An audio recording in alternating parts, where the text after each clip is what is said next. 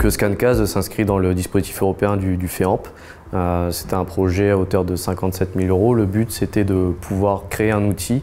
Donc les objectifs de ce projet, c'était de pouvoir faire cohabiter en fait différentes techniques de pêche au sein de notre détroit, où il y a de nombreux enjeux maritimes, quand on prend en compte les éoliennes, les aires marines protégées, le fret maritime, etc.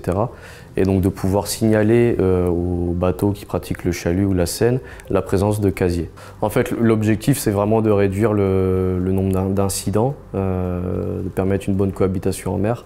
Pour les pêcheurs, en fait, ça se traduit tout simplement par un gain de temps et puis un gain d'argent, parce que des fois, ils se font embarquer une filière, on ne sait pas qui l'a embarqué, et ça peut vite représenter 30 000, 40 000 € de perte pour l'entreprise. Aujourd'hui, ScanCase, c'est un peu comme un Waze de la mer, où vous n'avez pas forcément besoin du contact de l'autre utilisateur à côté pour voir s'il y a une problématique sur la route.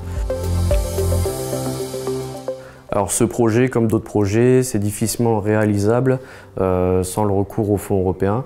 Et donc pour démarrer ce type de projet, vraiment l'initier, le lancer et parfois tester des choses, on a vraiment besoin d'un soutien financier, puisque notre structure elle est financée par les cotisations des professionnels. Demain, si on n'a plus le fonds européen, c'est les cotisations professionnelles qui vont augmenter, qui vont impacter forcément les pêcheurs. Donc ce type d'action financée par l'Europe nous incite forcément à reconduire ce projet, voire même à le développer. Donc tout à l'heure on parlait d'une version 2. C'est un projet qu'on voudrait déposer au sein du GALPA. Donc les GALPA, c'est les groupes d'action locaux pour la pêche et l'aquaculture. Ils promeuvent en fait les actions au niveau du territoire par le biais du FEAMPA, donc du Fonds européen pour la pêche.